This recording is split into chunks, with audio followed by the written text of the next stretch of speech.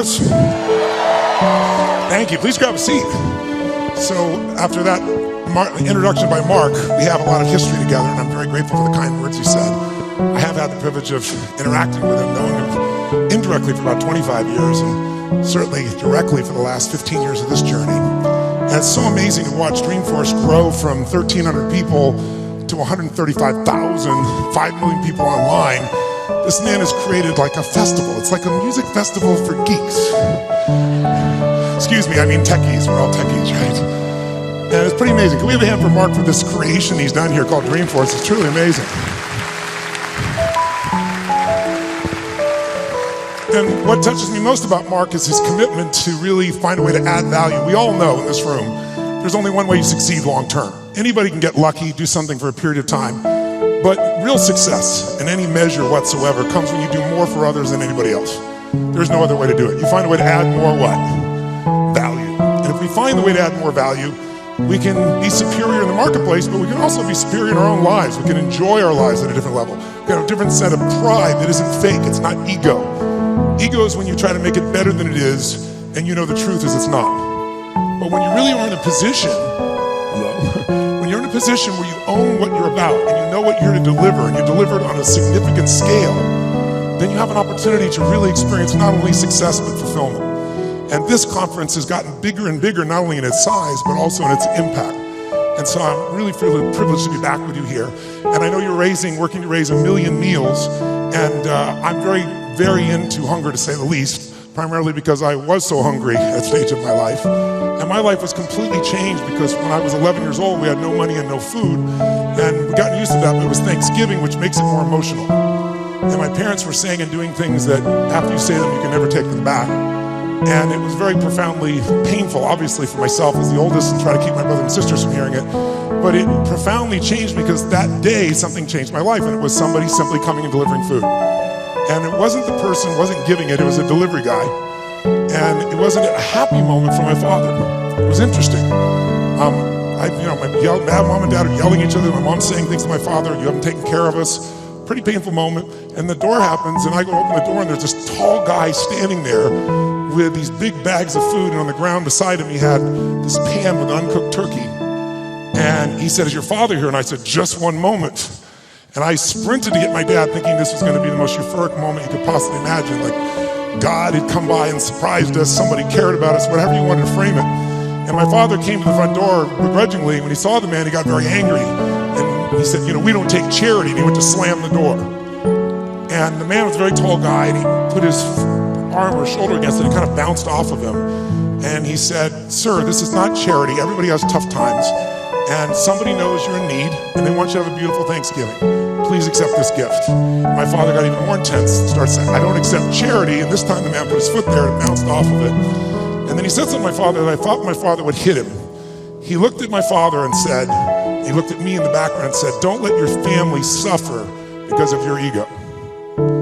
It was intense words to say. My father didn't know what to do. He grabbed the food, he slammed it down and slammed the door. And I tell you the story because everything in our life is controlled by 3 decisions. And those 3 decisions I'd like you to look at today because I really want to deliver for you. I didn't come here to do a speech. I love Mark dearly. I really want to serve you, and you all giving the greatest gift you have, your time. You can get your money back, but you can't get your time back. And so I really want to serve you. And I think one of the most powerful things we can do to serve you is have you become clear of what the controlling force is that's controlling the quality of your life. And you and I both know it's not the amount of money in your pocket. It's not who you know. It's not even what you've been through.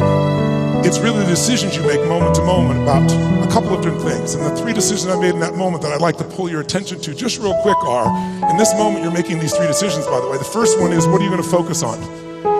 And that day, my father focused clearly on the fact that he had not taken care of his family. And whatever you focus on, you're going to feel. In fact, many of us in this room, who's ever focused on something, you were thinking something horrible is going to happen, you experienced the pain of that failure or that challenge in your life, and then it never ever happened. Who's had this experience? Say, I. And if things aren't bad in your life, you can always think of shit that hasn't even happened yet and feel bad in advance. What many people do. Because whatever you focus on, you'll feel. Write it down. Focus equals feeling, because if you start to take control of your focus, you take control of your life. But that day he focused on the fact that clearly he had failed his family, and that was the meaning. The second decision you make is, what does it mean? As soon as you look at something, think about something, focus on it, you decide, what does this mean? Is this the beginning or the end? Is this punishment and reward? Is God trying to hurt me or trying to challenge me? Or is this nothing to do with God? I was just being a lazy bastard. Right? The meanings we give to things control our life. If you think it's the end of a relationship, are you going to behave the same way as you think it's the beginning of a relationship? In the beginning of a relationship, when you're totally in love with someone, what will you do for them? Tell me, what will you do? Oh, come on, guys. What will you do when you're totally in love? Shout out, what will you do? What? What? Make the sound of what it's like when you're totally in love, out of your mind. Just go ahead and make that sound like a primal sound of what that feels like. Just go for it so we get some energy in this room. It's been a long time for some of you, I can see really clearly. Let's try this time. How about totally in love and passionately desiring this person? Like you can't wait to touch them, make love to them, be with them. Make the sound of what that would be like. Go ahead, nice and loud, go ahead. So when you have the meaning that this is the beginning of the relationship and this person's the most incredible thing, and you will do what for them? What will you do? Anything. What if you were that way with your client? What if you're that way with your internal customers, called your partners? You go, well, at the end, we'd have real sexual problems with HR, that would be a real challenge. But if your commitment was the same, when you're in that place, you do anything in the beginning of a relationship. In the beginning of a relationship, if your partner said, would you take out the trash? What do you say? Take out the trash. Happily. But after about 7 days or 7 weeks or 7 months or 7 years or 70 years, one day someone said, would you take out the trash? You go, what do I look like, your janitor? What happened to our passion? I'll give you a clue. If you want a relationship to last and you think it's coming to the end, do what you did in the beginning and there won't be an end. Because when you think it's the beginning, you behave differently than the end. The meaning we associate to things controls our entire lives. It's not that your mother or father died that's giving you suffering. Certainly that's painful. It's the meaning you think it shouldn't have happened. And when we take control of the meaning, it's the only thing we can control in our lives. We can't control events. And we're living now where technology is happening so rapidly. It's magnificent what it does for our lives. But we all know with that technology, our psychology is not developing as rapidly. And as a result, the world's changing. And there are a lot of us that have learned to engage with technology and use it to maximize, most people in this room. But there's lots of people who use technology to disengage, to be harmful to themselves and to other people. It's not a one-way street. So I'm interested in how to maximize the psychology side. That's why I'm sharing this with you. So you can increase both your leadership skill, but who do you have to lead first to be effective, my friends? Who? Yourself. And so good to see what's controlling you. Well, what I'm focusing on is controlling me. You can focus on something and make yourself crazy. You can focus on something and make yourself great. In this moment, you could be worried about Ebola, because we all know it's coming. People are freaked out all over the world. 36,000 people die a year of flu, and the whole world is focused on Ebola. Because the news is not designed to inform you, it is designed to startle you. Because that's how you sell things. So if you let someone else take control of your focus, your life will be in someone else's hands. So first decision is what you're going to focus. Second, meaning. My father that day focused on he had to take care of his family, and the meaning was, I know what it was because he said it out loud, that I'm worthless. And when you come up with a meaning, it produces an emotion. And if you and I want to look at the quality of our life, there's only a way to define it. One way, really, that's real. How do you feel every day? If every day of your life you got $1 billion and every day you feel guilty or angry, by the way, nothing worse than an angry rich man or woman, isn't there? You just want to slap them, don't you? How do you have the right to be angry? Let me find a way. But if you got $1 billion and you're angry and you're pissed off and you're guilty all the time, what is the quality of your life? Angry, pissed off, and guilty. If you have nothing, I live in Fiji a portion of the time. I have a home there and a resort there and kind of 2 families and villages there that I interact with the last 25 years. And when you go to Fiji and you walk down the street or you drive by, people jump up and they yell, "Bula, bula, bula," which means welcome, be happy, we love you. And you drive by 5 minutes later and they jump up, "Bula, bula, bula." And you're going like, what drugs are they taking? No one's paying them. But they're so happy. They're in such a different state. They've learned to focus on something else and come up with a different meaning for life. But if the meaning is it's the end, if the meaning is that you're dissing me, if the meaning is you don't care, whatever meaning we come up with, that affects the third decision, which is what am I going to do? And what people do is based on the meaning, because the meaning creates emotion. When right? You can be miserable no matter what you have, and you can be euphoric having nothing. We all know it's true. In fact, is it possible to learn to let, for example, all hell could be breaking loose around you, and you could just be sitting in a chair in this centered space, all hell breaking loose, and you could still feel great? Is that possible? Yes or no? Yes or no? Sure, but you and I live in a Western culture. Well, if you sit and bliss out, people come and take your furniture. So we have to be good at not only controlling the internal world, but our external world. And that's shaped by what we do. And what people do is based on their emotions and also their role models. So I thank you, Mark, and I thank all of you that are role models for people, where you show people that success does not mean taking, that success can mean truly growing and giving. That money, resources, and opportunity are things to be shared. They're things that are tools for a quality of life that you're able to enhance for people and for yourself and your family. Pretty beautiful thing. My father that day decided what to do was, if I failed and I've been worthless to my family, I must leave. And he did. And to me, it was the worst day of my life. I'll never forget it. I loved him more than anything. I had 4 fathers. He's the one I finally got attached to. I was like, Mom, I'm confused. But then finally, years later, I got the benefit of it, because out of all those experiences and all that pain, that day I made 3 different decisions.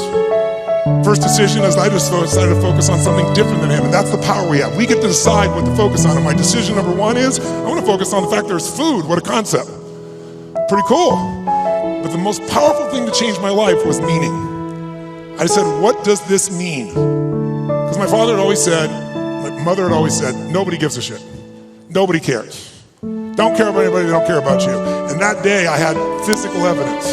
Those you bring in food, I want you to know that's not just food. That's called love for someone. That's called hope for someone. That's called surprise for someone. And that day for me, I went, strangers care. And so I started caring about strangers. And I decided someday I'm gonna do the same. So when I was 17, I fed 2 families. It was like one of the most incredible experiences of my life. I went to the grocery store, I was all excited, saved up all my money, went to the manager and said, I want to feed 2 families, this is what I'm doing, it's not for me, give me a discount. And he gave me 10%. And I thought, cheap bastard. But I went out and I delivered this food, and ironically, I called this church and I asked in the barrio, a particular place, where are some families in need? They gave me 2 names. I put on t-shirt and jeans. I wasn't going to be acknowledged. I also didn't want someone to be insulted, because I saw what happened to my father. And I wrote a note, said, this is a note from a friend. And I said, I just want you to know, we know you're having difficult times, everyone does at times. And I want you to have a beautiful Thanksgiving, and please feel loved, take care of your family, and someday if you can, do well enough to do this for one other family and pass it on. But love a friend. And I had it written in Spanish as well. And I'll never forget, first place I pull up, this rotten old van, stick shift van, that I borrowed from a buddy of mine, with all these bags of food. And I went into this place and got out, pulled up this little tiny building, really tiny, knocked on the door, and when I knocked on the door, this little woman opened the door. It's probably half my size, which is not hard, I'm 6'7", so she's like 5'2", and she looked up at me like this, and she saw the groceries, and she screamed. And she started grabbing my head and pulling it down and kissing me. I was like, no, no, no, delivery boy, delivery boy. And she goes, no, God gift, God gift, God gift. And she didn't speak English, so I handed her the note. She read the note, she crying again, started trying to kiss me again. I said, no, no. She was, God gift, God gift. So I pointed, where do I put this? In this tiny little room. There's a table there, I put the food down. And I went over to get some more groceries. And when I did, 4 children come running out. And one hits my leg and wouldn't let go. And when they saw the pumpkin pie, it was over. And it was one of the most emotional experiences of my life, because first of all, this little boy just wouldn't let go. And I delivered this food, and this woman was crying and smiling. And I stayed there just to take it in for a few minutes, seeing them all. It was like going back in time. And then as I went to go leave, I couldn't speak Spanish, and she was like trying to say something in Spanish, and I didn't know what to say, and it was Thanksgiving, so I said, Feliz Navidad. It's like, I heard the song, okay? And she laughed and laughed. She's crying and laughing.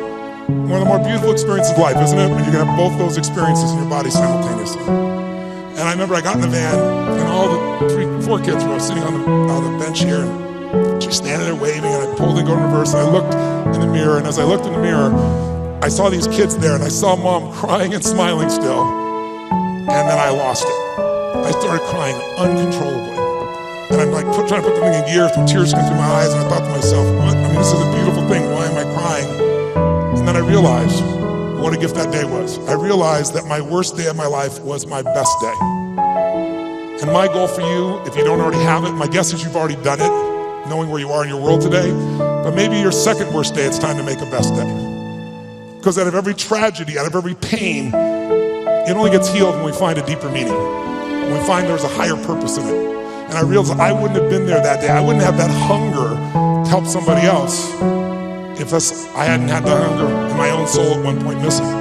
So it's very personal to me, and I want to thank all of you that made the contributions. And I told Mark, and I've announced that I'm going to match the 1 million meals if you hit it, and I'm sure as hell expecting that you will. And so we'll get 2 million, and when I told that, then Mark said, I'll match that. Nights like this lead to love like ours. You like the song. So Mark's matched it. So if you do the 1 million, we're going to do 3 million here. So that's the way to play the game, I think. Just raise the game together. And so I'm excited about what that possibility is. And I'm personally also November 18th, I'm going to feed 50 million people. I've fed 42 million in my life. And the reason I tell you this, and I'll get off the soapbox, but I want you to just think about what's going to create meaning for you. Money by itself won't do it, but impact will. And impact can be with your own child, spending more time with it. It doesn't have to be anything to do with contribution any other way. You can contribute to your own family, but contribution is what makes us feel fully alive. And I'm doing that because, I don't know if you're aware of it, but a year ago, last summer, Congress cut the budget for what was traditionally called food stamps by $8.7 billion. By the way, $8.7 billion is the equivalent of every family they support going without food for 1 week a month for 12 months out of the year.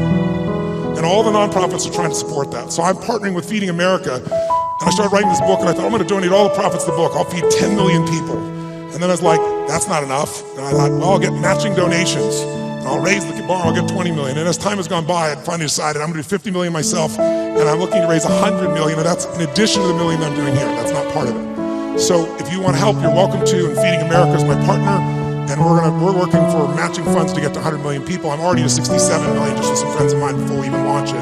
But it's a goal. And it's, why do we do it? I don't ask you to do it because it's heavy or something. I do it because you can. Do it because it's fun. Do it because research shows that when it comes to money, buying things will never make you happy. Never. Doesn't mean you shouldn't have some nice things. I have some nice things, I'm sure you do too. But it's not going to give you happiness. Buying experiences can make you happy, by the way. But people say money doesn't matter, they don't know where to shop. Because there's some experiences you can buy that are extraordinary. Who's got some experiences, some trips, some things you've done with family or friends that will live with you for years? Who knows what I'm talking about here, right? Those things, that money can be a really valuable tool there.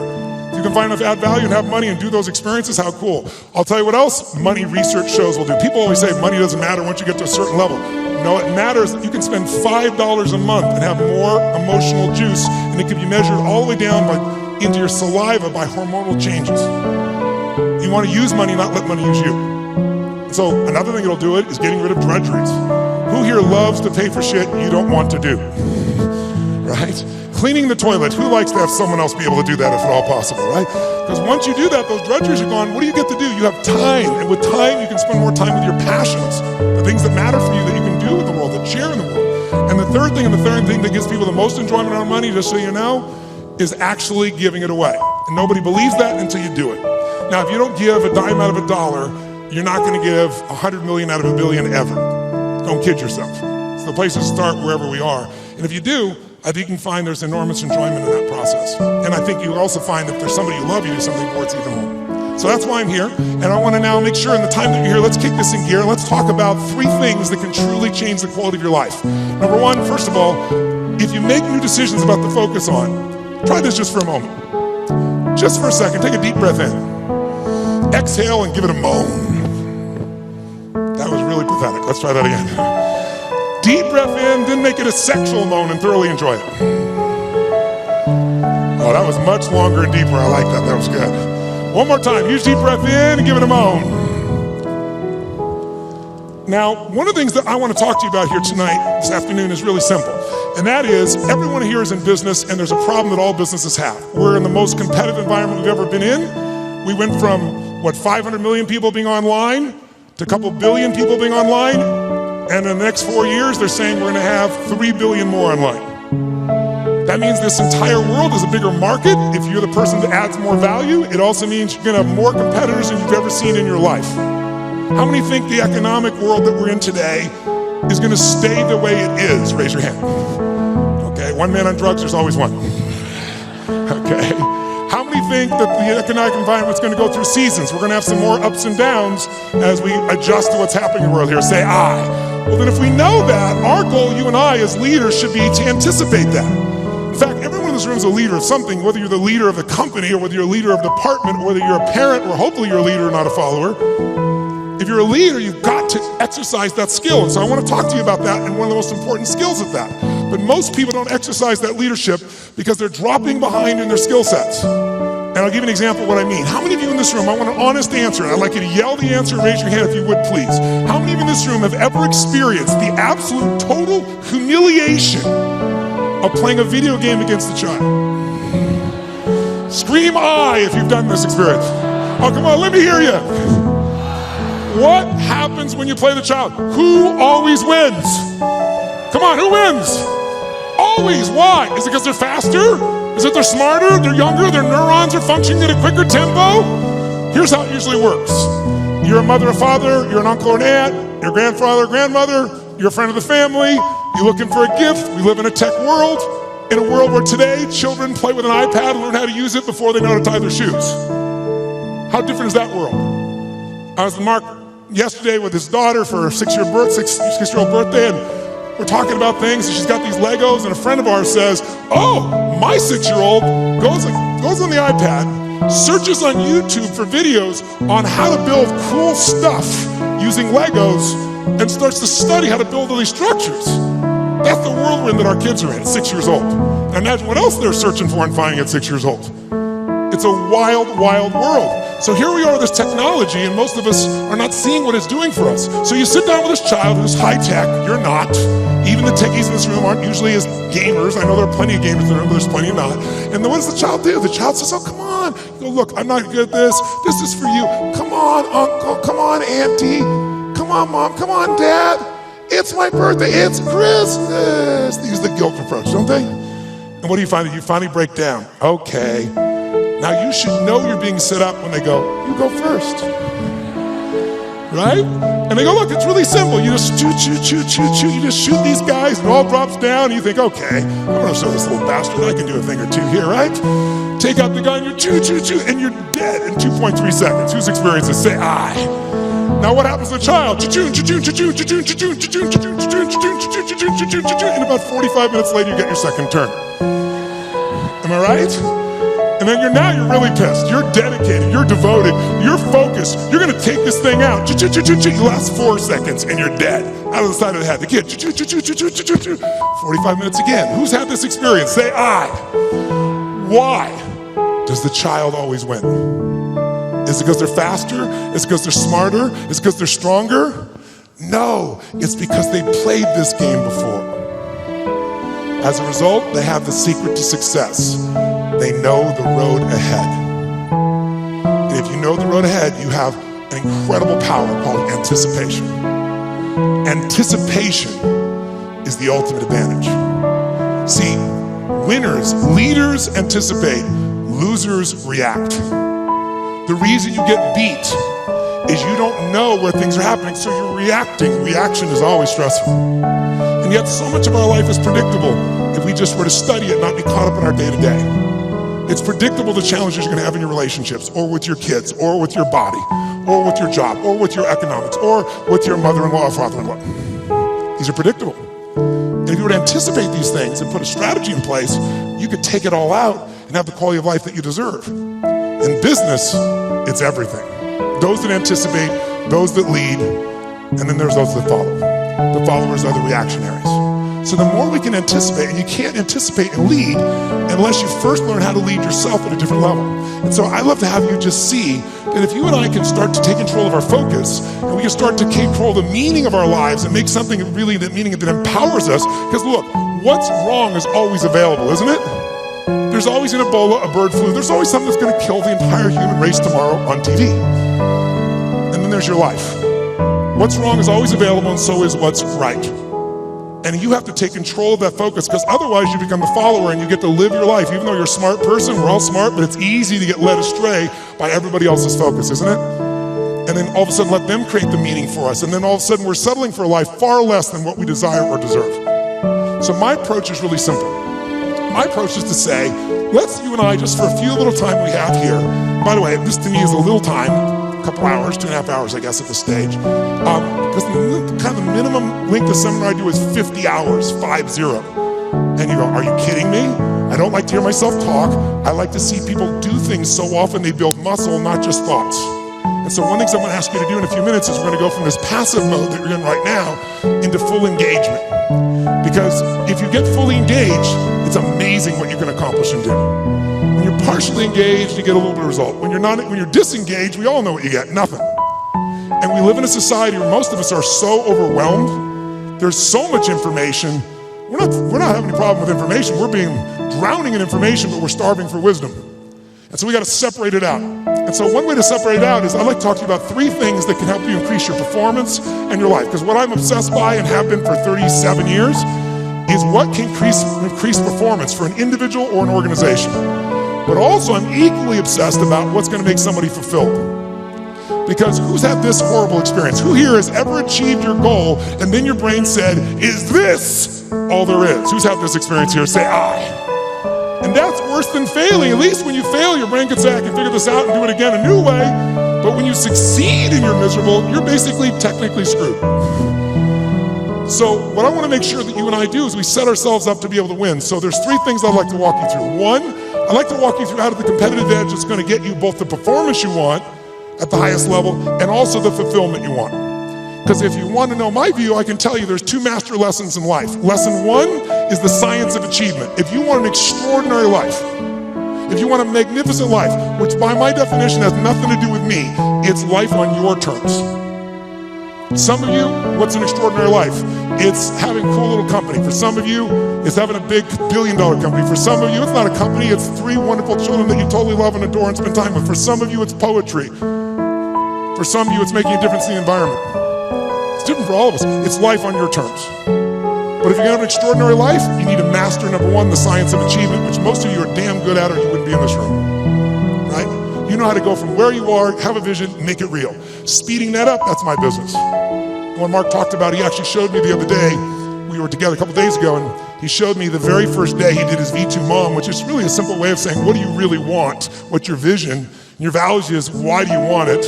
And walking through the obstacles and the solutions, strategies to get where you want to go. And he showed me on the back of an American Express bill where they designed on the very first day, Salesforce. And there you see that day where he engaged. He engaged in his vision instead of settling for a life that someone else had designed. He had a great life, extraordinary life. Top guy at Oracle, working for one of the most brilliant people on the face of the earth. Can you imagine how hard it would be to leave there and start something from scratch? But he had something larger that he wanted. So how do you do that? How do you get yourself there? You gotta understand the science of achievement. But I know so many people I get the call from, most successful in the world, business person, politician, leader of some sort, economic leader, financial trader, and they call me up and they want me to change something in their business, but I know what they really want. They really want to find fulfillment still. Because success without fulfillment is the ultimate failure. Who's with me on this? Right? You make everybody else feel great. I mean, it's a horrible example. I hate it, but we all know an extraordinary spirit that took his own life just recently probably lit up more human beings than almost anybody alive when it comes to humor and joy. He made everybody else feel happy but himself. It's sad. You don't want that to be you. If there's any gift he can give besides his joy, is the evidence of what you want to move towards. Nobody in this room is going to move towards that, but we do it at a little level. We die a little bit along the way by giving up what we really desire and believe in. And my goal is to make sure to see if we can wake that up. So, and by the way, fulfillment is as unique as there are people. Achievement, there's laws, right? You do this, money, there are laws. Your body, there's laws. We all have biochemical, special, unique identities, but there's certain fundamentals. If you do them in mass, you're going to be overweight. If you do them differently, you're going to be fit and strong. Same thing with money. But fulfillment is as unique as art. Art is what one person thinks is beautiful, somebody else can think is ugly, and that's perfectly fine. Have you ever gone to an art museum and you see this big red square and they go, $10 million, you go, you gotta be kidding me. $10 million for that freaking square? I'll draw you a square. But someone else, no, look at the texture, the taste, the flavor, I can taste the paint from here. They have a different way of being fulfilled, right? So those are the two kind of lessons of life. So this is what I'd like to do to help you with both those today if you want to play with me. Number one, let's take a look at what will give you the edge. Who's up for having a competitive edge in anything you do? Say I. And it's not BS and it's not positive thinking. It's something you can test because the edge is what's going to get more out of you. Second, I'd like to show you how to create a breakthrough. Who here has an area of your life where there's something you've struggled with for a while and you're sick of struggling with it and you're sick of making excuses and you want to actually change it today? Who's got one of those in your life? Say I. If you want to play full out, I can show you that. And the third element really affects the other two, and it's really the one that affects business and life, and that's the power of engagement. All of these are tied to engagement. And I'll tell you what triggered me on this. I was thinking about how could I add the most value here? And engagement is one of those, new flash words in the corporate culture we all hear about. Oh, full engagement, partial engagement. But it's really true. Engagement plays such a huge role. And some of the studies that are out right now are mind-boggling. Have you seen the recent studies they've done? 142 countries asking workers around the world, how would you describe yourself? Fully engaged, partially engaged, disengaged, aggressively disengaged. And guess what they found out? Throw it up there. Around the world, in 142 countries, they found out that 13% of employees worldwide said they were actually engaged in their work. Now for us in this room, you'd say that's absurd, there's something wrong with this survey. Well, you'd be right. In a room like this, it's full engagement, or at least a lot fuller engagement. America has the highest engagement of any country in the world, it's 29%, which sounds so much better when you're 13. So which would you rather have, a punch in the face or a kick in the stomach? But let's flip that around and say, what does that really mean? It means 71% of people are disengaged at work in the richest, most powerful, most influential country in the world. It's mind-boggling. Now, if it was only one study, you'd say, oh, it was a partial, but you can see study after study coming up with similar numbers, slightly off, but pretty much the same ratios. Now, here's what's really interesting. Of those 71%, there's a group in there, about 24% of them, that are actively disengaged. You know what that means? That means they hate what they do and they hate you. Now, this is pretty important, isn't it? They hate what they do, they hate you, and they will actively work to disempower the organization. Who has ever bumped into one of these humans? Raise your hand, say I. Okay, so when you bump into these humans, it's not usually a pleasant experience, and we all know they're out there. And by the way, how much damage can they do in a world that has, social media everywhere where good news travels fast and bad news travels faster, and people don't care what the truth is afterwards. It's a cool story, it makes it go. So this is an area that if you're going to change your business, you got to make a difference. So here's what I'm looking at. What makes the difference in people? What makes the difference in an organization? And I would submit to you that it isn't getting a head start. You can find individuals who you give everything to. You can love on them, give them a great education, they get a great economic background, and can spend the rest of their life going in and out of rehab. Who's seen this before, knows what I'm talking about? Say I. On the other hand, you see people that life's kicked in the face.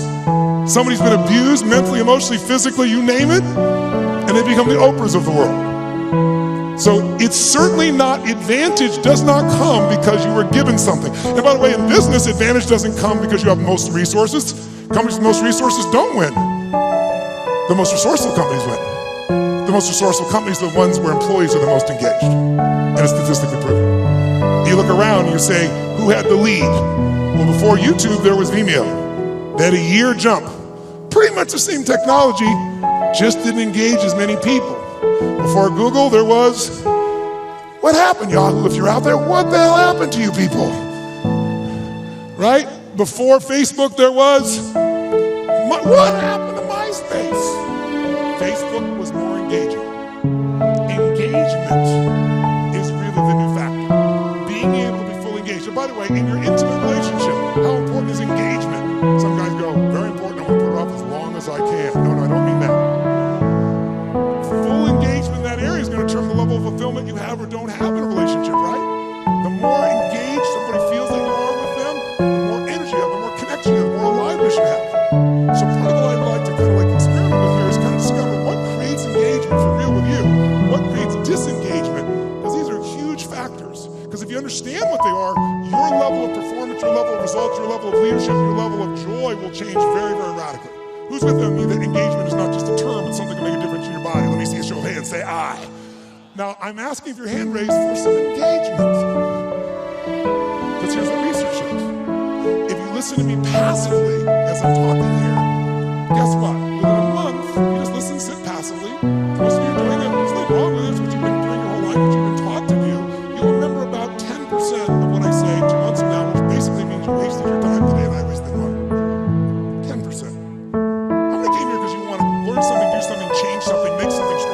Say I. If that's true, then if all you do is take notes, which I don't see anyone barely doing, thank you very much, Pew.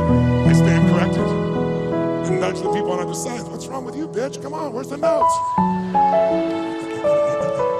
Right? Because I don't know anybody who's got that great a memory. In my entire life, I've kept journals. Because here's what I learned early on. Writing it down, if I never look back and read it again, the physical act of writing it down drives the groove deeper. Repetition is the mother of skill. You look at anyone who's masterful. Why are they masterful? Why can LeBron James do what he can do? Because he's done it a few million times, right?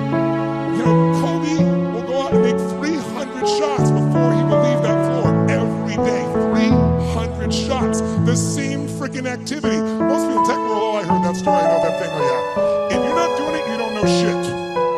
You understand. And understanding of $3 will almost get you a Starbucks. If you're going to master something, you need to get the repetition where you get it in your body and you bring emotion to it, and enough motion, enough repetition, it gets in your body, and now it becomes physical mastery. You don't think about it and you just do it. Mastery is tying your shoes. Most of you can do this, chew on some gum, send a text simultaneously. Not some people have their tongue out while they're doing it. You get the idea. If you do something enough, and you're confident enough, you're certain enough it's in your body, that's mastery. So I like to see if we couldn't get to a different level of mastery in this. And what I'm going to ask you to do is, by the way, if you listen and take notes, just write those notes down or you type them in, whatever you do. Research shows you'll retain about 40 to 50% of what's been said. In the future, I'd highly engage or encourage you to do that. Now might be a good time. And then the third most powerful one is if you physically engage your body. If we ask you a question, you yell back the answer. Or in a few minutes, I'm going to ask you to actively engage with each other, do some crazy things you wouldn't normally do. What that does, it brings up engagement, 80-90% retention, because now it's not just a thought or a right, it's a feeling in your body as well. And if you do that, you're going to retain it. Who's up for doing more and holding on to more? Say, I. Then to do that, I'm going to ask you a couple things. One is if I ask you a question, please yell out the answer. You're already doing that. You're being very kind. But don't be kind anymore. Do it with more passion and intensity. Because I'm not going to ask you questions you don't know the answer to, because I want you to focus about yourself. But if you yell out the answer, you'll activate your body's nervous system. Make sense? The more you activate, the more energy you'll have.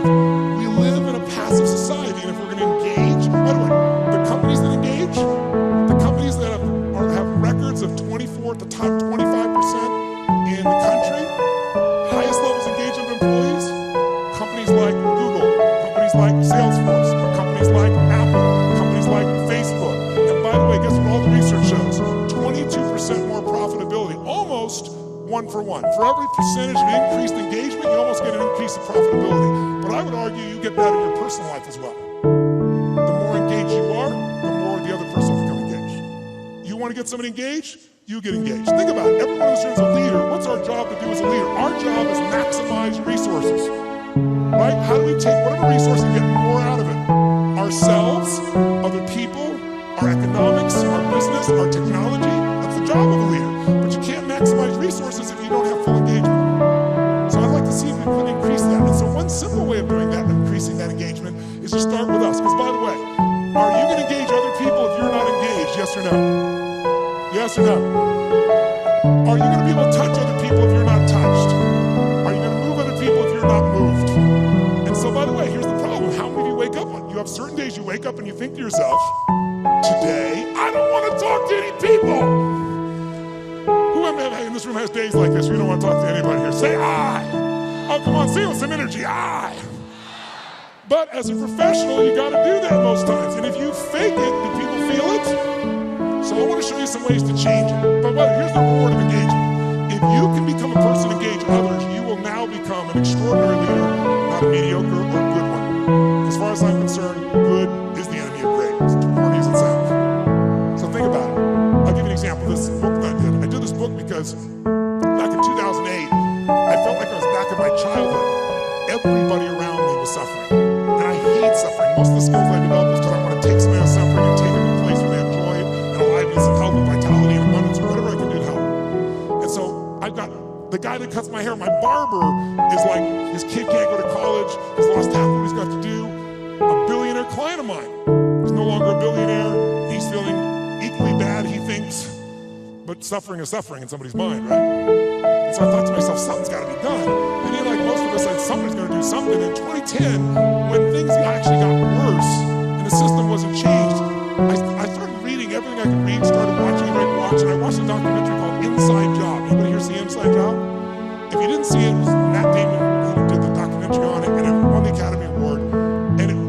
walked through systematically and showed how the entire world economic experience, our entire economy as a world, was almost destroyed by a few people. And they identified who they were, how they did it, they documented it all, and then they showed what happened to them. And what happened to them, does anybody know? No, not nothing. Nothing would have been a reward compared to what they should have got. They were actually put in charge of the turnaround.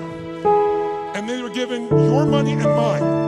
We were taxed so they could put their money back where it belonged. So at the end of this film, depending upon your personality, if you haven't seen it, I should warn you, you'll have one or two reactions. You'll either be very depressed or very pissed. I was on the piss side. I was so angry, and I thought to myself, nothing's been done. This is insane.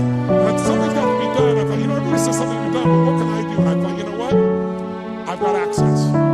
For 21 years, most people think I'm happy, bouncing around, positive thinking, screaming guy on an infomercial from 20 years ago. But I have continued to grow. Not taller, hopefully.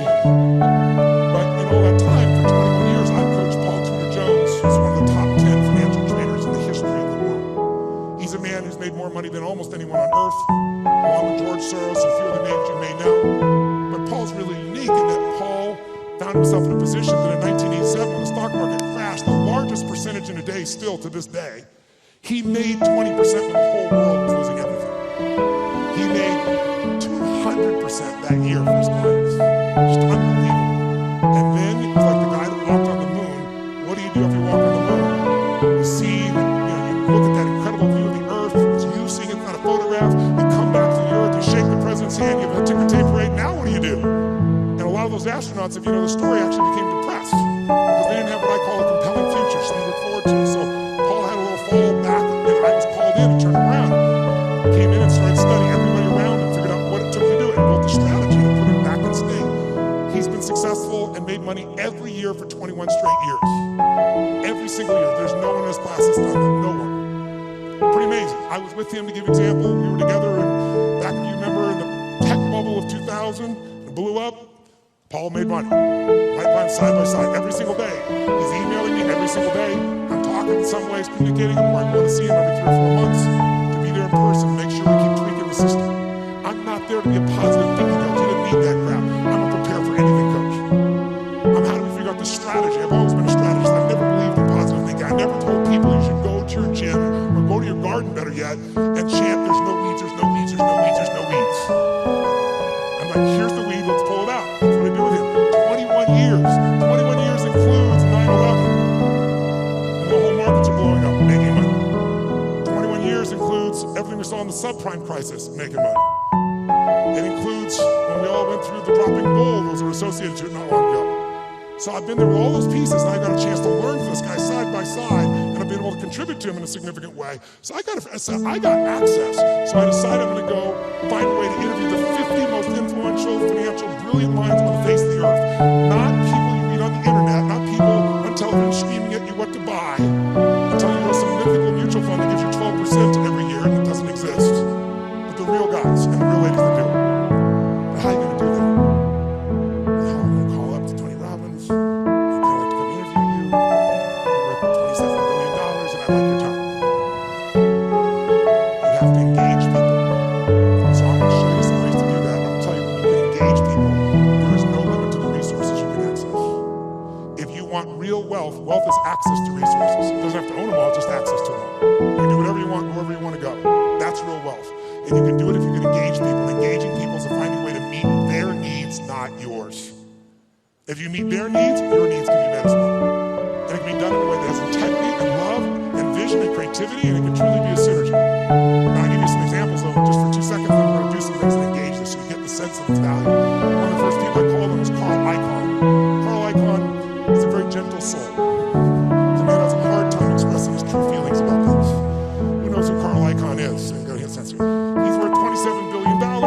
He has made more money. In fact, on the cover of Time magazine, they called him the master of the universe because Kiplinger did a little study and found out Warren Buffett is not the most profitable person you could have invested with. Carl Icahn is. In the last 14 years, you would have made 1,600% with Carl Icahn. 75% overall in the S&P with the ups and downs. Net, I'm talking about after inflation. If you had invested with him in 1968 in his company, you'd have an average return of 31% for all these decades, doubling your money every 2.6 years. If you were Warren Buffett, you get a mere 20%. This is an amazing guy. He agrees to the interview. I use every tool I got. I get there, and the first thing he does is he throws out my camera crew. No, I don't want this camera crew. I don't want this. I don't want the lights. I don't want this. Like, well, dude, you agree. I don't care. I changed my mind. Get the hell out of here. I'm the master of the freaking universe. Don't you understand? Says, okay, no problem. Let's do the audio. My audio team goes, no audio. I said, what am I supposed to do? He goes, you got a pen? Come on, you got 10 minutes. 10 minutes? All my interviews are supposed to be 45 minutes. The average one went 3 hours. How? Engagement. I figured out how to engage these people, and I found something inside of them that really wanted to give. Not to me, they got permission to other people. And I got them telling me things nobody tells me. Jack Bogle, been in the business 63 years, showed up for 45 minutes, 4 hours later left his office. And afterwards, he wrote a quote for it. He said it was the most probing, most intense interview you had in 63 years. Provocative and probing for himself. Now that says to me a pretty cool thing. That means I engaged him better than anyone in 63 years and got those answers according to him, not according to me. Pretty cool. I went to a guy named Ray Dalio. How many know who Ray Dalio is in this room? Look how few people know that. Ray Dalio has been called the Da Vinci of investing. He's been called the Steve Jobs of investing. But most of you never hear of him because you couldn't access him in a million years. But if you're president of the United States, if you're head of the Fed, if you run China, you know who he is. And I'll tell you why. To work with Ray, first of all, for the last 23 years, he's made 21% per year compounded before fees. Through all those environments. Unbelievable. But here's all it takes to work with Ray. You need a $5 billion net worth and $100 million as the initial investment, and that was 10 years ago. Now he won't take your money no matter how rich you are. You're talking to him and he gets a phone call. It's the Prime Minister of China who wants some coaching. A large hedge fund might be $15 billion. Ray's $160 billion. Ray, part of what happened with Ray was he'd been a fan of mine, it turned out, for about 20 years. But what I did, I spent 15 hours to get ready to engage him. 15 hours of total immersion so I could pitch and catch with him. So I didn't just talk, I could do it back. He wouldn't just throw the ball, I could throw it back to him. And guess what? At the end, he has built something over the years called his all-weather fund, which is designed to make money no matter what market you're in. You don't have to know the markets. He said, what if I die? Someday I will. How my kids have money? How all my philanthropic areas have money? Here's what I'm going to do. I'm going to figure out why a balanced portfolio doesn't work in 2008 or 2000. And everything we've been taught about finance is wrong. And the Da Vinci of investing figured out and has done it for himself for a decade and a half, and he tested it back to 1925, and it just makes money in any environment. So now his clients get to do it. Not the 1%, not the 0.00001%. So I'm sitting there with Ray, and I get him to explain how it works, and at the end, we're engaged 3 hours into it. He tells me how this works. He says, this is beautiful, but I'm doing this. So I'm going to do this for money. I'm giving all the money away. I want people to have answers. And you just got done saying the average person going to the wealth manager will never work. They can't possibly do it. They might be sincere. They might even put their money in the same place they put you, but how many gold medals have they won, he said? Those are the only people that win. There's only a few. It's a giant poker game with a few winners. So you just said they're not going to win with anybody else. So I said, this is worthless without knowing the exact recipe. How much in this, how much in that, how much in this, percentage, whether I got $1,000 or $20 million. Do it again. Tony, that's the secret sauce. That's $5 million and $100 million used to get you. I said, yeah, but you won't take anybody's money in. He said, yeah. And I said, you're giving away half your fortune with $14 billion. You're a giver. Help the guy out. Give me the secret sauce. And he goes, it's really complex. I can't really just share it that way. I said, I know it's complex, but I'm a pretty smart guy. I'm good at simplifying. I believe complexity is the enemy of execution. That's what it is. You got to make it so simple, people do it. Complexity is the enemy of execution. So I'll get it simple. You get it to me, I'll make it simple. He goes, well, it uses leverage. I said, give me one that doesn't leverage that anybody can do. They can do it with ETFs. He goes, well, I don't know. I don't know what that's going to look like. It won't be perfect. I said, your worst plan is going to be better than anybody else's best plan. And then he this moment of engagement, this magic moment, he opens up and he goes, okay, it's not right like crazy. I got the video camera going. I'm feeling this vibration in my body. I left, I was so excited, knowing it was something special, but not knowing what it was. But that formula, I took it to Hightower, $30 billion asset company, and said, test this 30 years, 40 years, 75 years, how's this done? Over all that time period, in the last 30 years, it lost money 4 times.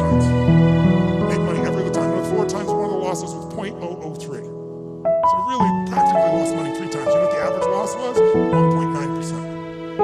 But the average gain, just under 10, all in. The largest loss in 75 years, it's been right 85% of the time, the largest loss was 3.95, that was 2008. Less than 4%, and the rest of the world, from top to the bottom, lost 51%. And so I go, so a bunch of my partners were like, hey, this is a business. You don't take that shit. And I said, you know what, it is a great business. We can help people do it if they want to do it, but it wasn't offered in that spirit, so it's there. I tell you this because I want you to understand with engagement, you can get anything. But engagement, I want you to find it, I want you to experience it. So what's the first thing that allows you to engage somebody? What's the number one thing? Right now, if I said to you, what is it? How many think Mark is a fairly engaging guy without blowing smoke? How many of you say this guy's pretty damn engaging? Say I. What makes him engaging? What makes somebody you find engaging? What makes them engaging to you? What is it about them? Think about it. Say it out loud. What makes somebody engaging? They're positive? What's that? Eye contact makes somebody engaging. She's talking about another level of engagement. I can feel it right now. What else makes somebody engaging? Come on. Smile. What else makes them engaging? Energy. Passion. Talking the truth instead of what you want to hear. Who loves someone who will tell you the damn truth in the world? The world, not even reality television is freaking real anymore, right? Raw and real may not sound good, but it sure feels good because you know it's there. Sincerity. When you feel like somebody, how about caring? When you feel like somebody truly cares about you, does that make you engage more? Right? What makes something disengaging to you? What makes you disengage with someone? Lying? When you can't trust them? Arrogance? When they try to control you? What disengages you? When they come up to hit on you and they're not even committed, you're like the 12th person and you can feel it. When they're insincere, disengages you. What's that? When the communication or the relationship is one-sided, totally disengages you, doesn't it? Inauthenticity. Whereas authentic does engage you, doesn't it? Right? What's that?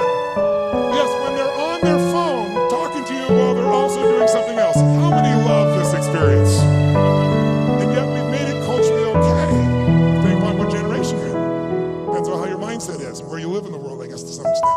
But all the things you said are true. When you feel that someone cares about you, is interested in you, is sincere with you, shares the same interests, is trying to accomplish something, if there's that caring, sincerity, mission, passion, is passion something that engages you, yes or no?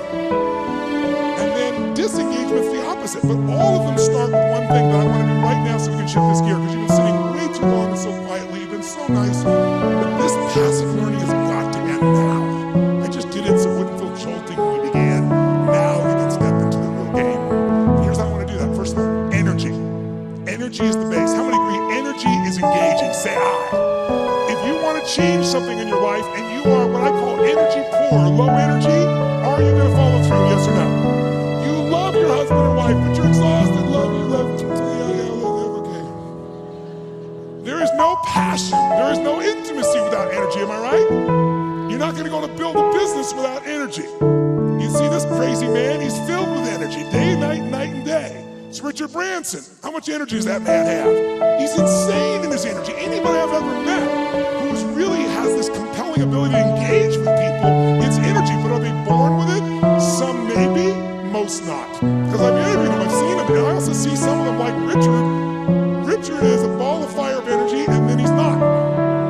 He's actually a very internal guy in many ways. He's external when he wants to go do something. He's crazy and willing to risk his life. Not in business. In business, he goes, okay, I'm going to take Virgin and make Virgin Airways, so how can I lose? Oh, I'm going to make a deal with Boeing that if they fail, I get to give them the jets back. That's how he thinks. In his life, let me go in the middle of a balloon in the middle of the sky and hope shit happens. The point is, engaging people have that kind of energy. It doesn't matter who they are, where they are, they have that kind of experience. So what you and I got to do is we got to tap that out. So how many of you have had times when you were in the flow, where energy was going through you, like you didn't have to think about it. The right thing was said, the right thing came out of you. Who's been in this place before? Say I. Oh, come on, say I. Who's ever had a time when you did something and after you did it, you thought, I can't believe I said that. I can't believe I did that. That was so stupid. Who's done this before? Say I. Who's done something where after you did it, you went, that was me. I don't know how I did that shit. That was cool shit. Who's ever impressed yourself? Say, Now you're the same person. How come one situation you're an idiot, the other one you're brilliant? Who's ever forgotten how to spell your own, how to remember, let's say, your own email or your home phone number, or how to spell a difficult word like the? Let me see your hands here. In fact, phone numbers are crazy now for most of us, right? Because now we have this outboard brain. If we lose this brain, we're screwed. I don't even know how to call my mom, for God's sakes, right? You don't know what to do when you don't have this thing. So the point of the matter is, if we increase the energy, it will work. So now here's the thing. Where does energy come from? Does energy come from sleep? Yes or no? Really? Who here has ever slept 8 hours and still been tired as shit? Let me see your hands right here. Okay, so that wasn't it. Is it food that gives you energy? Really? Really? Thanksgiving's coming. I know what you're going to do, right? You're going to get to Thanksgiving. It's about giving thanks. You're going to take care of this nurtured body of yours. You're going to say, no, give me the vegetables, a little this, a little that, right? Now, what do people do at Thanksgiving? What do? Eat everything within reach. And when you're totally stuffed and you can't have another bite, and you say, I'll never what? I'll never eat again. And somebody goes, pumpkin pie, you go, okay. Come on, who knows what I'm talking about here? And by the way, what happens after you feel like going for a run? What do you want to do at the end of that meal? Tell me what. Who here has ever fasted for 5, 6, 7 days or more, gone on a fast? Does your energy increase or decrease as you no longer eat? Which one? Increases massively. So if it's not food and it's not sleep, don't get me wrong, those are useful, then what is it? The answer is, it's psychology. It's a mindset. It's a decision inside yourself where you say, I will no longer tolerate low energy in my life because low energy equals shit relationship. That's a technical term. Low energy means low, lousy business. Poor energy means I no longer have the impact on my children. Someone else with greater energy is going to. And if we can find a way to increase our energy, and here's the good news about it, it's psychology and it's movement. The way you move will create it. So I'd like to start out right now with no more passiveness, and let's get active. Who's want to do this? Say I. Stand up. You've been sitting way too long. Stand up. Shake your body out. Shake it out. Come on. We've been sitting way too long. Shake it out. Shake it out. Shake it out. And then before we do anything else, just to get you going a little bit, stretch up a little bit here. Go to one side. Give it a nice deep moan like a little kid. Go moan. Oh, come on. Louder. Moan the other side. Back. High-pitched moan. Forward. Deep moan. Shake your body out a little bit. Now, here's what I'd like to do. Just get started. Let's set a new standard. And a way to do that with people like yourself who are completely non-competitive is simple. I want you to turn to someone next to you and I want you to point at them and go, I own you. Go ahead, try. No. I mean, say like, I own you. Come on, do it again. I own you. That means I am challenging you, lazy, tired person. And here's what we're going to do. Emotion, listen to me now. How many like to have more joy in your life, more excitement, more passion, more aliveness? Who wants more of this stuff? Say, I. Can you have everything in your life work out and still be in a lousy state? Can you achieve your goals and go, woohoo? In fact, in our society, it's almost encouraged because if you do really well, who's ever lowered your enthusiasm about something you achieved because you don't want to upset somebody else? Who's done this before? But by the way, it teaches your brain never to go for it, never to feel great. So the first thing I want you to do is really simple. I just want you to try not using your head, but just your body. And I just want you to turn the person, point and go, I own you. Go ahead, I own you. Some of you have to join a group of 3. We're into that. Go ahead. When I say now, I want you to literally try to outdo their body with energy. I want you to shake the building like you're celebrating the greatest sports victory of your life, like you have the greatest orgasm you've ever had. And you are like a little kid celebrating, not like a boring adult. Ready? Face the person. You're going to outdo them for 30 seconds. 1, 2, 3, go, go, go.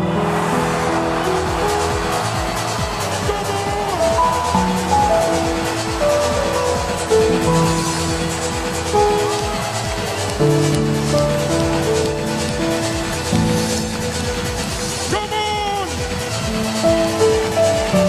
Come on. Come on! Oh, yes! Now, high five your partner and say, you rock, baby. Now, does that feel better, yes or no? I got a question for you. When you feel better, do you treat other people better or worse? When you feel better, you perform at a higher level or a lower level? When you feel better, you're a better lover or a lesser lover? Good. Now here's what I want you to understand. If you and I can train ourselves to make our nervous system play at a higher level, and that becomes our standard, then all of a sudden it'll feel effortless. But in the beginning, it's like lifting a weight. It feels stupid. It feels like, what is this weird crap? But I'm not into that. I'm not into positive thinking. I'm into results. Who's with me on that? Say I. And every great athlete knows how to put themselves in a state. Every great musician knows how to put themselves in a state. We need to be able to do it. And if you try to do it with your mind, you'll succeed sometimes, you'll fail others. Because your brain is always circling, can always rationalize something, right? But the body, used effectively, can change it all. So I'd like you to try something real quick. If you're a leader in this room, how many consider yourself a leader in what you do for a living? Let me see your hands. I figure almost everybody. So if you're a leader, that doesn't mean other people follow you, by the way. It just means you live life on your terms. You don't settle for less than you can do or be or share or give. So if that's your mindset, then you gotta say, okay, if I'm really gonna be a leader in my life, then I need to own my energy, my certainty. I can't just wait till I feel good to do things. I gotta be able to get myself to feel good. And not phony and not fake. So I'd like to show you as a leader, your skill as a leader, your number one skill that makes you a leader is your ability to influence. Is it true? And who do you have to influence first? That's right, if you can't influence you, you're going to somebody else. But your ability to influence the thoughts, the feelings, the emotions, the behaviors of other people. If you do that, then you will be able to engage the world and yourself. So how do we do that? Well, to influence other people, hear me now, to influence other people, you have to know what already influences them. If you try to get a kid to clean their room the way we work for you, I promise you it probably doesn't work that way for them. Everyone's different, but there are some universals, and one thing that influences all of us is our state. If you're in a pissed off state, if you ever had a friend do something nice and you're in a pissed off state, and you snap at them and you feel bad later on, it was just the state you're in, who knows what I'm talking about here? Say I. So we need to train ourselves to be in a better state. And the second thing that affects what we do long term, besides our state, that's what affects things moment to moment, is we all have a set of beliefs or expectations, or we might call it a blueprint for how life's supposed to go. When life is in alignment with our blueprint, we're happy, we're not, we're upset. Sometimes there's nothing wrong with life, we just need to update our blueprint. So for this brief session, let's start with just changing our state, and let's learn something about how your brain blueprints things. So I want you to try something with me. Take your hands out like this. I say now, I want you to bring them together like this. We and I say now. Thank you. All right, ready? Now. Ready? You can hear the entrepreneurs in the room. They're not waiting, baby. I'm going. I'm ready. I love it. Now. Ready? Now. Ready? Now. Keep your hands together. 32 years of research in 160 countries shows something really simple. As often as you pull your hands apart and bring them back together, if I don't mention it, you will always run the same pattern with the same thumb on top. And notice which one it is. And I like to just try it, see what happens. Do it again. Ready? Go. Ready? Go. Ready? Go. Ready? Change thumbs. Go. What's that look on your face? Why does your face look like that? Let me see if Joe's hands here. Right? Now, try it again. Do it the normal way. Watch how good you feel. Ready? Go. Ready? Go. Yeah, I'm good at this shit. I can do this. Try it the other way. Ready? Opposite thumb. Doesn't look, your faces look really bizarre right now. Now, some of you say, I want to change my business, I want to change my life, but you're really upset about the thumb move. We're really having some problems here. Let's go back to your normal life one more time. Ready? Go. Ready? Go. Together. Truly, 32 years of research has found something interesting about the pattern of how you hold your hands when they come together. If your left thumb is on top of your right thumb, then the driving force in your psychology is the desire for sex, and you're an incredible lover.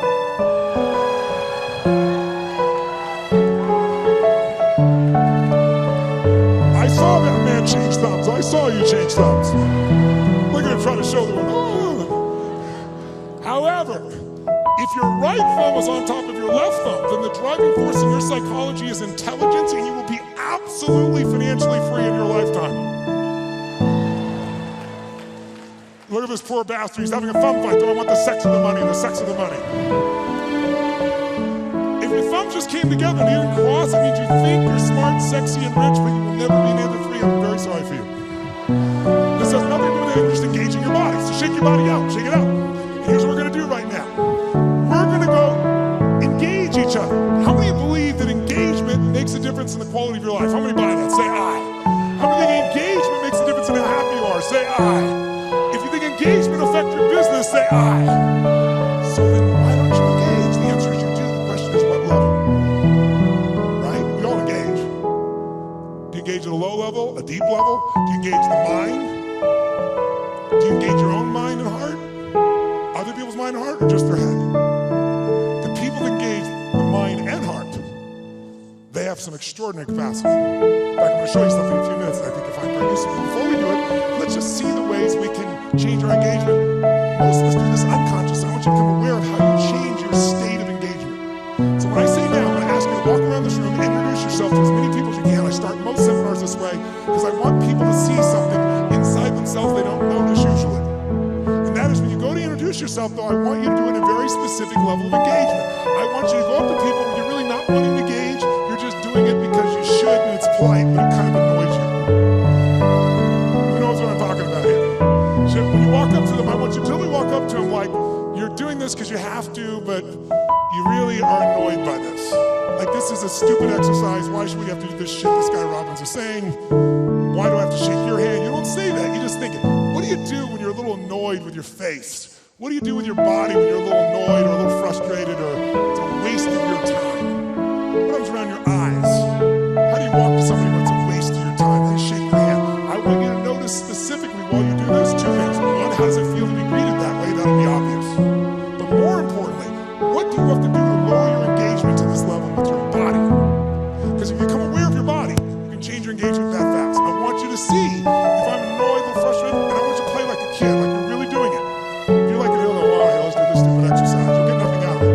Really put yourself like, I have to shake your hand, I want.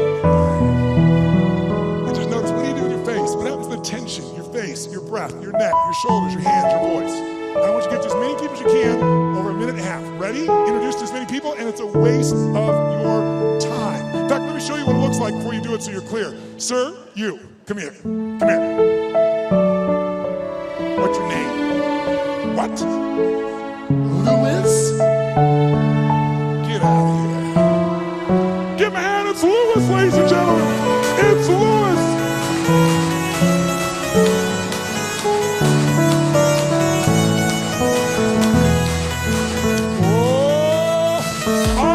To as many people as you can now. It's a waste of your time. See what you do with your body. Go. Stop. Freeze. Wherever you're in the room, freeze. Shake your body out of that state. Now, when I said freeze, that wasn't hard for many of you because you didn't go anywhere. Hi, that shit's over. So, question. Shake your body out of that state so you have none of that left. All right, question. And we've got in this room, what, 6,000 people, 7,000, 8,000, whatever's in this room, I think it's 6,000 people. I'd like if you would yell the answer, because we have people from virtually every country in the world here, and see what really happens. I want to see if we got a measure. Raise your hand and shout yes if you made a significant change in your body to go in that state. Say yes. Great. Did you change the muscles in your face, yes or no? Yes or no? Did you change the way you moved, yes or no? Did you talk louder or quieter? Which one? Did you talk faster or slower? Which one? Did you go straight for him or did you hesitate? Which one? Now, by the way, I could go through 20 of these, and if you notice, every country in the world, I think, is represented in this room.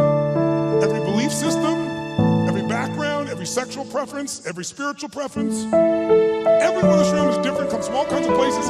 Every one of you to feel this way are doing the same things. Because the one thing that's universal in engagement is if you engage your body one way, you're going to feel like shit. Another way, you're going to feel incredible. But if you're aware of it, you let the environment control you. You become aware of it, you can take charge, like knowing the buttons to your brain. How many follow? Say hi. So that's what that one does. Now let's contrast it to a totally different state of engagement. Who's ever wanted to engage with somebody? A man, a woman, a person you wanted to employ, somebody, a client you wanted to gain, and you wanted to engage with them, but you were afraid they wouldn't engage with you fully. You're afraid they'd reject you. And that fear was really strong and held you back. Who's had this experience before? Say I. Good. If you don't raise your hand, you lie about other shit too, so I understand that. So here's what I'd like you to do. When I say now, I'm going to ask you this time to greet people in a different level of engagement. I want you to greet them as if you're deathly afraid they're going to reject you. But to do this, I want you to be like a little kid again. Because when adults, we're all achievers in this room, right? So we're not afraid. Fear is not a word for an achiever. We just get stressed. Stress, by the way, is the achiever word for fear. But no, I'm not scared. I just have to get these things done. I'm stressed out. All these things are done. Well, what if you don't get them done? I have to get them done. But what if you don't? Well, then the thing will fall apart. What if it falls apart? Well, then it'll fail. What if it fails? Then I'll be a failure. If I follow the trail of your stress, it will bring me to your deepest fear. So if you own your fear, you can figure out where it is and actually how to change it in seconds. And when fear is no longer around, fear is your only enemy. Because when fear's not there, nothing stops you. Who's with me on this? Say I. But we don't call it fear because that doesn't seem cool to us. We're all adults. But kids, will kids show their fear? Oh yeah. They'll do it. They'll make sounds and do everything. So what I'd like you to do this time is when you greet somebody, I want you to exaggerate like you're deathly afraid. Like, hi.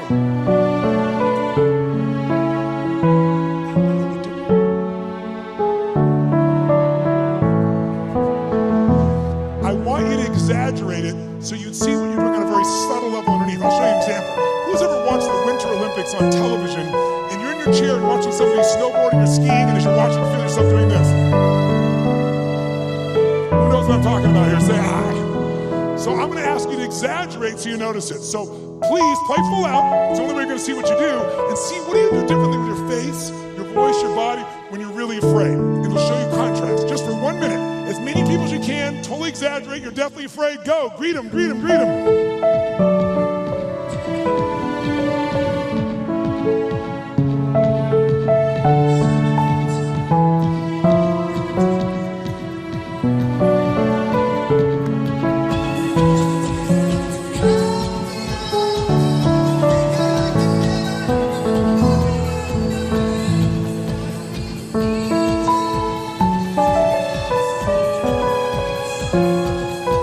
Okay, stop. Shake your body out, shake your body out. Now, nice and loud. Did you use your body differently to go in this state? Yes or no? Did you use the muscles in your face differently? Yes or no, please? Say it again. Did you talk louder or quieter than you were annoyed? Which one? Faster or even slower? Did you go for them faster or hesitate even more? Yes, was there tension in your body? Where? Yes. Now notice, you're hearing the exact same answer from me. I didn't tell you to do that with your body. I told you to be afraid, but you did the same thing with your body.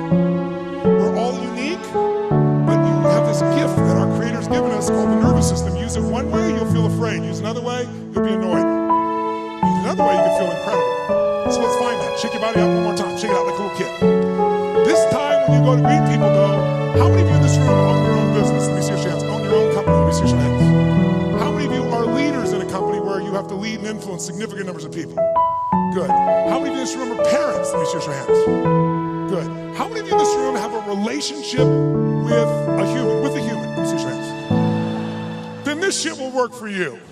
So here's what I want you to do. This time when you go to greet somebody, I want you to do this. I want you to greet them as if, whether or not they like you or not, in the first 3 to 5 seconds of meeting you, is going to determine whether or not they do business with you or not, which is going to determine whether or not your kids eat next week.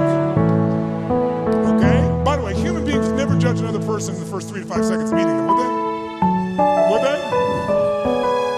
So if they, and some of you don't have kids, so let's make the game more intense. If they don't like you in the first 3 to 5 seconds of meeting you, then everyone you care about dies like pigs in hell. That's all. That's all it is. Okay?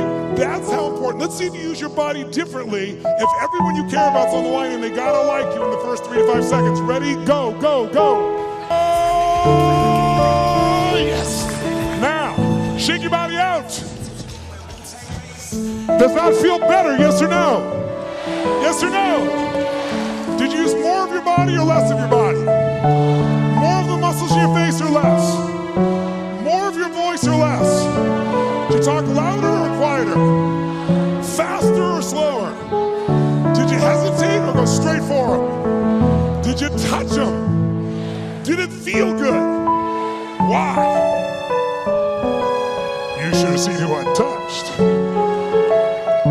Why did it feel good? You forgot the lesson already. Because emotion is created by motion. And the more you use of the gifts that you've been given, the more of those gifts you experience. See, this is a gift most of us don't pay attention to, especially in a world where everything we do is in a box.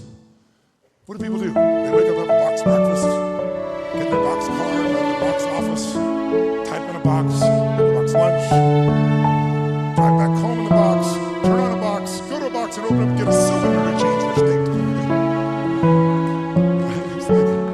It's crazy, right?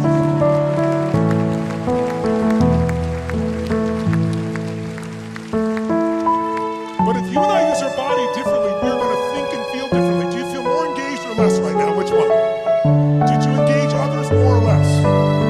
Now, by the way, was that the best way you could greet someone? By the way, did it feel, first of all, did that feel good? Yes or no? Make some noise if you enjoyed that feeling. Come on, make some noise. So, question, was that the best greeting you're capable of giving a total stranger? Yes or no?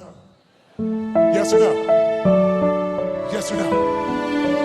Now listen, you hear some yeses and some no's. If you're saying no, that's not the best you could do, should we review the experience here for you? We said if you don't give your best, everyone you care about dies like pigs in hell, and you still don't give your best. We need to talk. If you said no, I respect you. You know why? Because if you said no, that wasn't my best, you were being truly truthful. Because whenever we get to what we think our best is, what do we always find? There's always a what? Come on, guys. There's another level. Is it true? So if you said no, I respect you. So I'm going to ask you to take it up one more level. You say, what are we going to do? Get naked? No.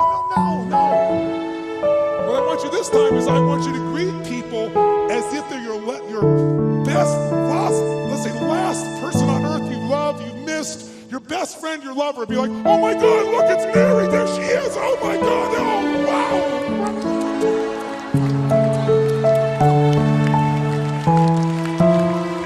I want you to greet people like they're your long-lost lover or best friend.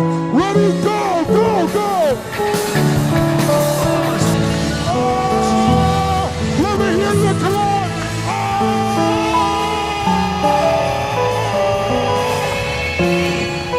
Now, shake your body out. Does that feel better? You feel more alive or less alive? More energy or less energy? Did you use more of your body or less? Did you use more of your face or less? More breath or less breath? Did you talk louder or quieter? Faster or slower? Did you hesitate or go straight for them? Did you touch them? Did it feel good? Why? Because emotion is created by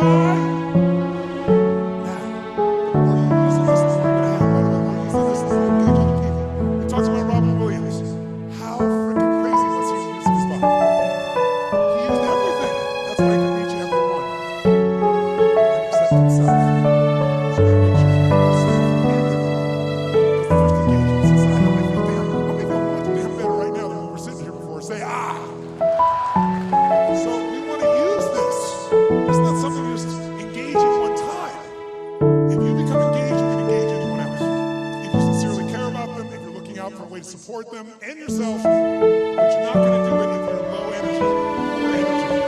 You want to be energy rich. Now, when you do this, if you sit down and you don't drop out of state, this energy is still available to you. How many, by the way, feel like sitting down right now? How many feel like walking and doing something here? Just right now, just say, because life is momentum, isn't it? Just like business is momentum, emotions momentum, sports momentum. So you can build your own momentum. What you got to do is you got to do the simple practice. Putting yourself in a kickstand.